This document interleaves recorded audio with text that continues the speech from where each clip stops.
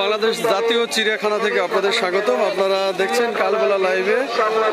জাতীয় চিড়িয়াখানায় আজ কিন্তু দর্শনার্থী ঈদের তৃতীয় দিনেও উপচে পড়া মানুষের ভিড় দেখা যাচ্ছে এবং ঈদের খুশিতে ঈদের আনন্দকে ভাগাভাগি করতে যে সাধারণ মানুষ যারা রয়েছে তারা কিন্তু পরিবার পরিজন নিয়ে বিভিন্ন বিনোদন কেন্দ্রগুলোতে ঘুরছেন এবং তারই ধারাবাহিকতায় কিন্তু ঈদের দিন থেকে জাতীয় চিড়িয়াখানায় দর্শনার্থী, যদি আমরা বলি সকাল থেকে কিন্তু লাখো দর্শনার্থী এই জাতীয় চিড়িয়াখানায় তারা প্রবেশ করছেন এবং বের হয়েছেন এবং পরিবার পরিজন নিয়ে সন্তানদের নিয়ে কিন্তু বাবা মায়েরা আসতেন এই জাতীয় চিড়িয়াখানায়। আপনারা যদি দেখাতে চাই যে চিড়িয়াখানার যে মূল প্রবেশ পথ রয়েছে সেই মূল প্রবেশ পথ থেকে শুরু করে চিড়িয়াখানার মিরপুর 1 নম্বরের যে 3 রাস্তার মোড় রয়েছে সেখান পর্যন্ত কিন্তু মানুষের উপচে পড়া ভিড় এবং এ কারণে কিন্তু যানবাহনগুলো সামনে এগিয়ে আসতে পারছে না এবং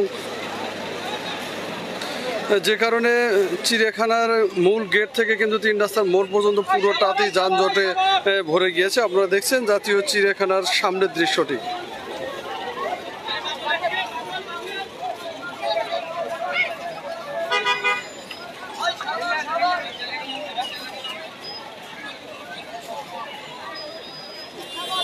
বেশি থাকবোই ভাই, পাবলিক অনেক ভরপুর, বুঝেন না? অনেক ভরপুর এবার পাবলিক, আরো বেশি হওয়ার কথা, কমই আইছে আরো।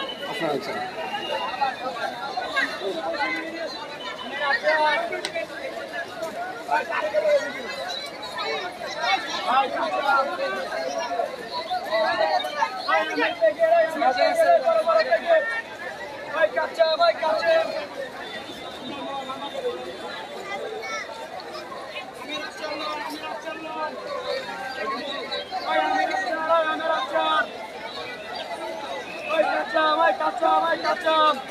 ভাই, ভ্রমণ করলেন চিড়িয়াখানা, কাকে নিয়ে এসেছেন? মেয়ে?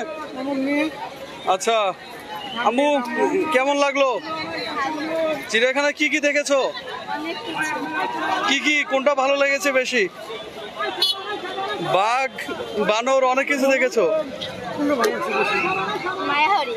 মায়া হরিণ ভালো লেগেছে। আচ্ছা আচ্ছা ভাই, কোথেকে এসেছেন আপনারা? মোহাম্মদপুর থেকে। প্রচুর মানুষের চাপ এর মধ্যে, তার মধ্যে ভালো লাগছে কিনা? ভালো লাগছে। হাতিটা দেখলাম, ঘাতক হাতিটা,